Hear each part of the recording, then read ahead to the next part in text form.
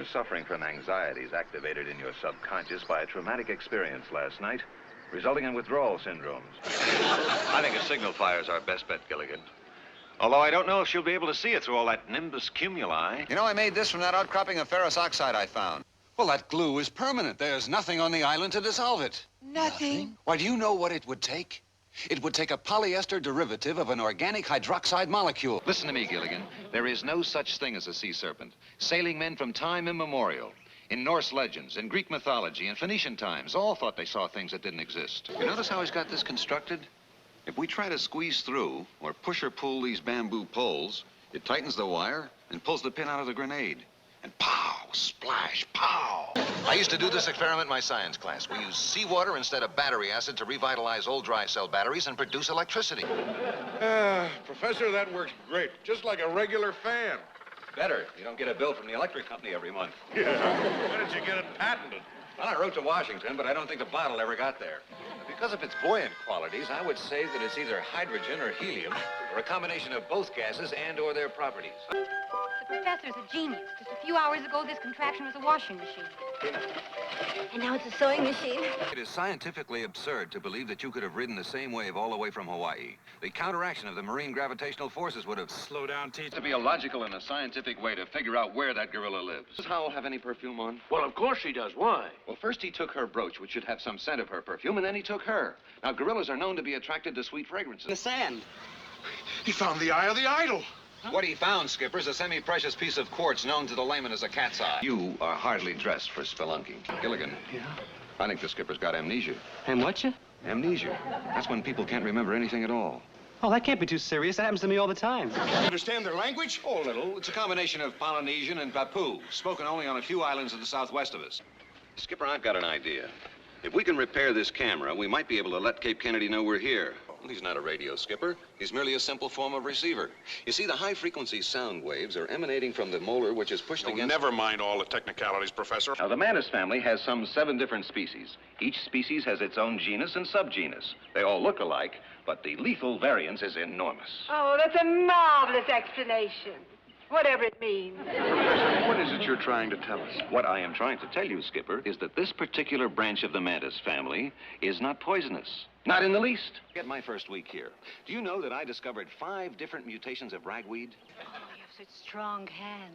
Well, that's because I do a good deal of writing. Why, I spend 3 hours a day just cataloging the flora and the fauna. Sometimes the stars are so clear you can count the Trianguli australis and the Corona borealis. Oh, look at that tree over there. It's a Palmaceus indignatus cunicus. Perfect example of the Tartarucus or common turtle. Isn't that exciting? Oh, wait a minute. I want to show you how this operates, especially since I designed it mostly for you. The symbol for aluminum is Al. Its atomic number is 13. Its atomic weight is 26.97. The index of refraction is N equals sine 1 over sine R equals V1 over V2. You used that right? Well, there's no doubt about it. Gilligan read my mind. I want to boil any more water. Oh, boy, hot showers and hot baths. Of course, it could also mean an active volcano.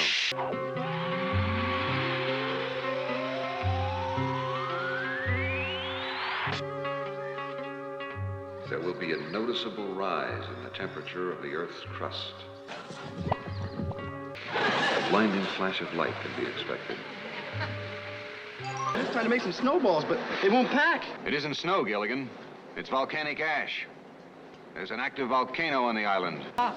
Who has stopped, Gilligan? The spouts have stopped spouting. And the volcano will stop volcanoing. Erupting. That too. Well, unfortunately, it simply means that the gases are gathering force and could explode at any moment. That's terrible. However, there is a way to neutralize the volcano by countering its energy force with an equal energy force. Oh, that's terrible. No, that's good. Sounds terrible. Well, Professor, what does this mean? Why, it's simple, Skipper. You're allergic to Gilligan. If I can get into that laboratory, I know I can work the control panel. Say something scientific. Salicylic acid.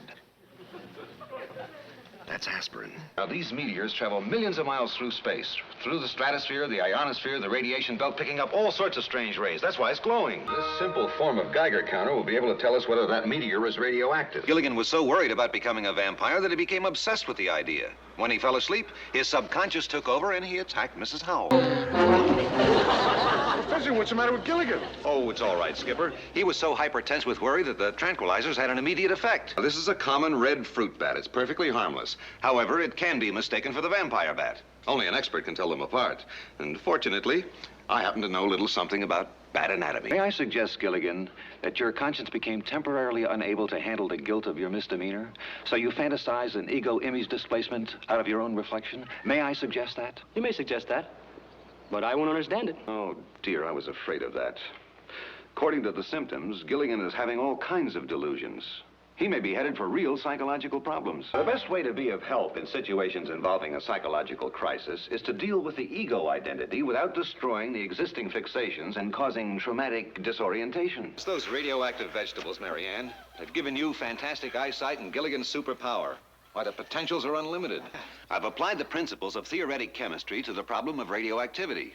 Now, the best preventative for the internal bombardment of radioactive particles is through their containment by hydrocarbons. Would you mind repeating that? Not at all. I've applied the principles of theoretic chemistry to the problem of radioactivity. It's working. The hydrocarbons are absorbing the radioactivity. If there's one thing I detest, Professor, it's an imposterous butterfly collector. Imposterous. Imposterous?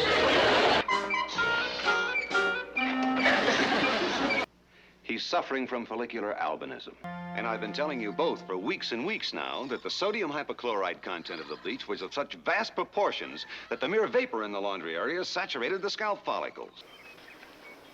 I see 5 professors and 5 skippers. Oh, no. The extract must have reacted in some sort of weird geometric progression. Now, this lie detector should prove conclusively that I had nothing to do with the notes. Yes, exactly how does it work? Well, I've wired the ship's horn from the minnow, and I've utilized the batteries from the radio. Somehow, the lightning created a magnetic field, thereby causing a molecular attraction between the metal in the rock and Gilligan's hand.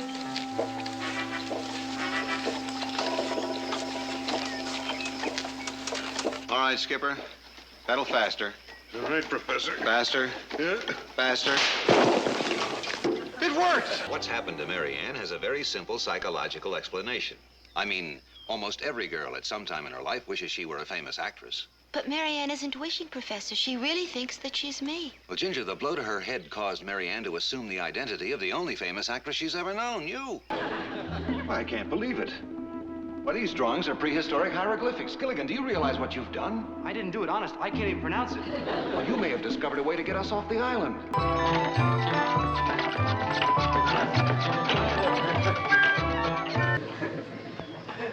Well, this trap should catch at least one of the spider's legs. Oh, faster! Gilligan, start pedaling. Faster. Faster. That's good. Now, you just keep pedaling while I get your teeth ready for the new fillings. 7, 8, 9, 10. Am I asleep now, Professor? Professor? Ginger?